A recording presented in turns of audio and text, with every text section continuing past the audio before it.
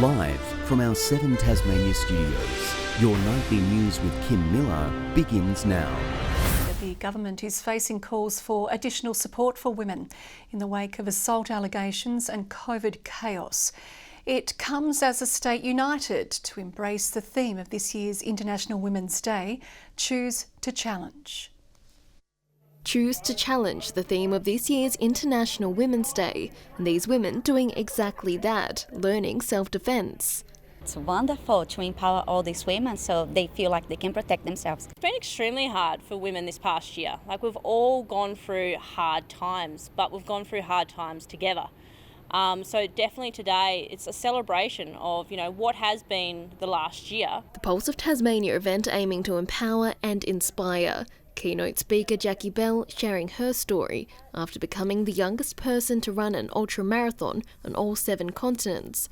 Now she's hoping to inspire others. Now I've run an ultra-marathon on every continent and I've found my purpose, I guess you could say, and I'm now having the opportunity to meet so many other amazing females. The state government using the day to launch its plan for women's leadership and participation. In terms of this action plan, we look at both the recognition of things that are already happening as well as new plans that we need to do. I think equal representation in leadership roles is absolutely critical. Every study that's been done has proven that companies that have women on their boards perform better. It is 46% of women on state government boards, and we've achieved huge gains in terms of the senior workforce within the public service. But the union says it's not enough, coming off the back of a particularly hard year for women. Because women held a lot of insecure jobs, they were often the first ones let go when COVID really hit. Now demanding real change. I think, like a lot of women, I feel less like celebrating at a breakfast and more like taking to the streets because it's been a really hard year for women. Next SYDES 7 Tasmania News. Endurance athlete John Van Wisse has created history on the River Derwent, swimming 34 kilometres in just under 7 hours. Travelling from New York to the Tasman Bridge, the record-breaking marathon is just one leg of Australia's Triple Crown series.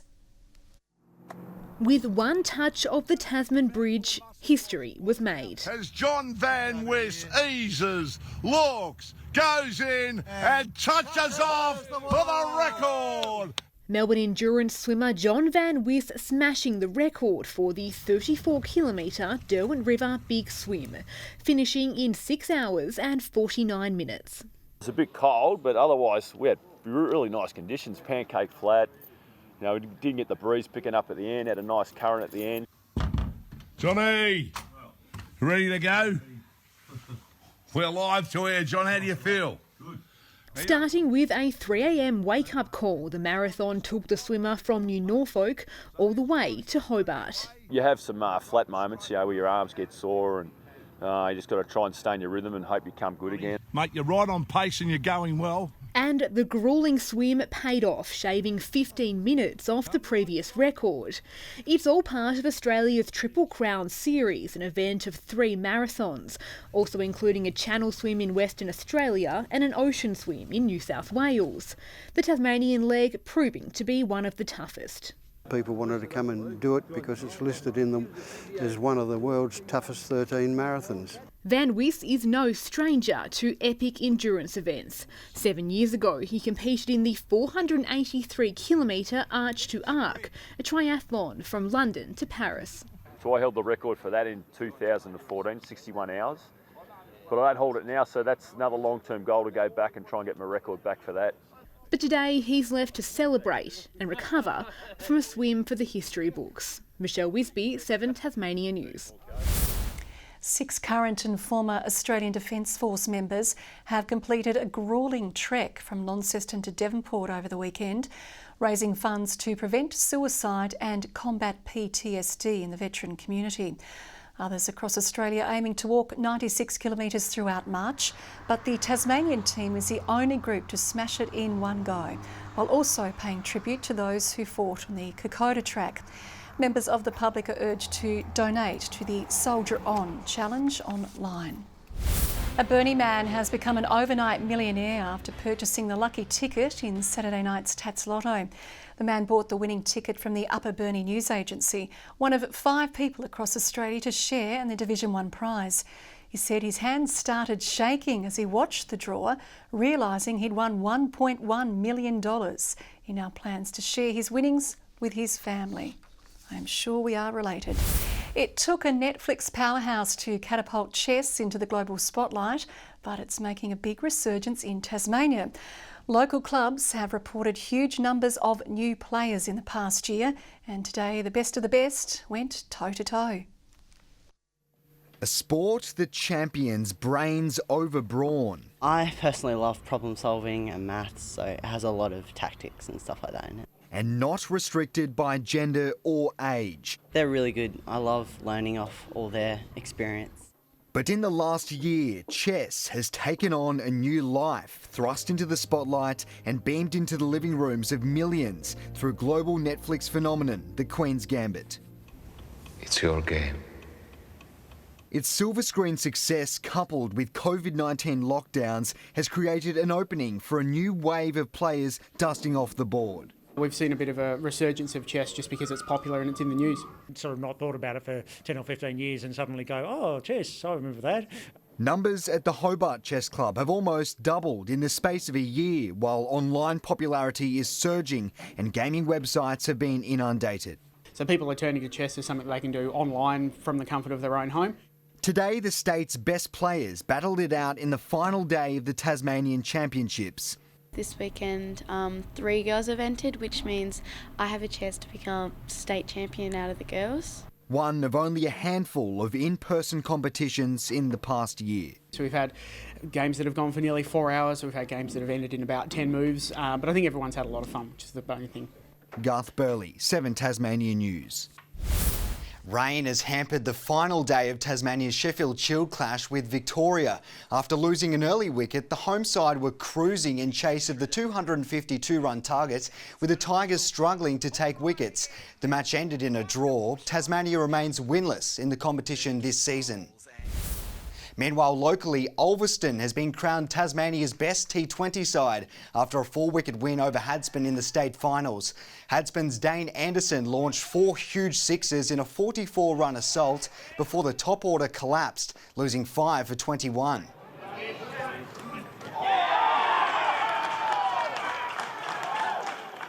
Ulverston chased down the 138-run target with 9 balls to spare. After a busy weekend of sailing, Tasmanian Yacht Mind Games has been provisionally named winner of the SB Australian Championships. Crews were challenged with calm conditions on the River Derwent, racing against the clock and the wind to squeeze in 2 final competitions. It's been a competitive weekend on the River Derwent. Sailors travelling from around the country for the SB20 Australian Championship.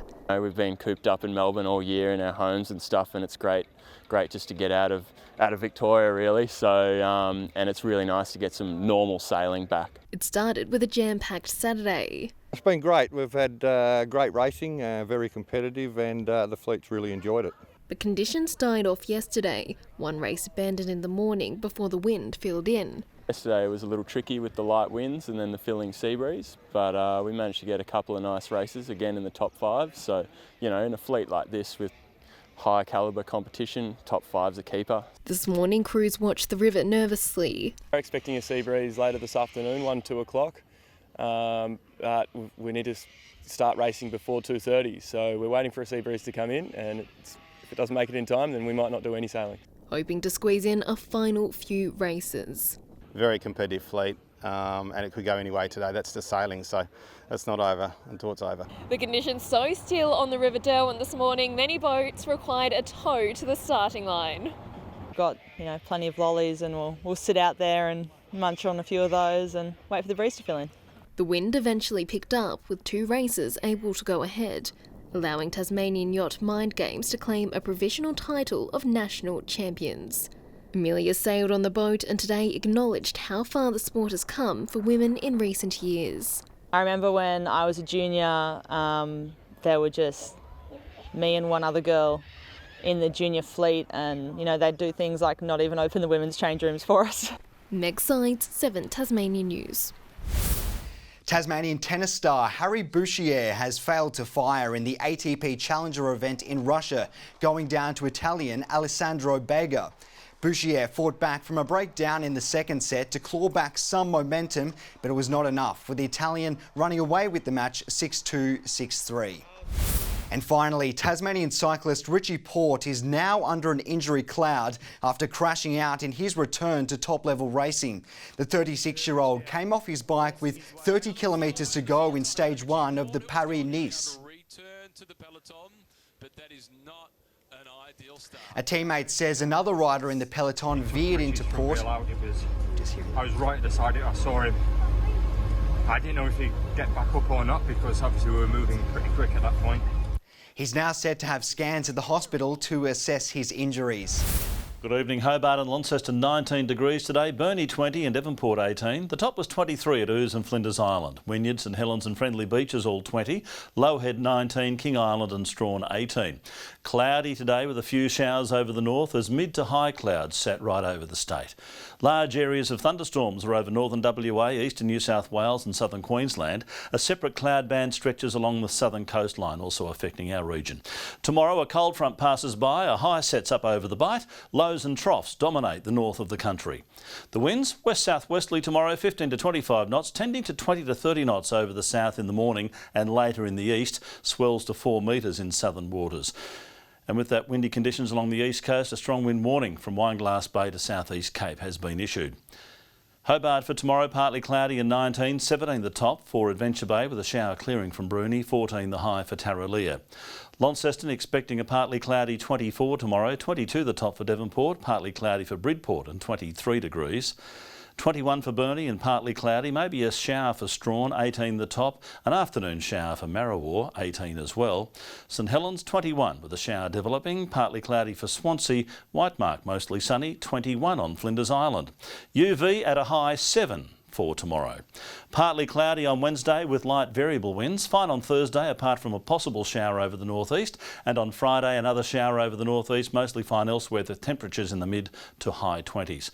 Mostly sunny weather in Perth and Adelaide tomorrow, a possible shower in Melbourne and Sydney, maybe a storm in Brisbane with a similar forecast for Darwin. Currently cloudy in Hobart, 17 the temperature, 18 right now in Launceston and 16 in Devonport. I don't know what's going on, Kim. Public holiday, I forgot to take the day off. I'm really angry with myself. Think of all those penalty rates that you won't earn. That's your news for this long weekend Monday. There'll be news, sport and weather updates later tonight. Thanks for joining us this evening. For now, good night.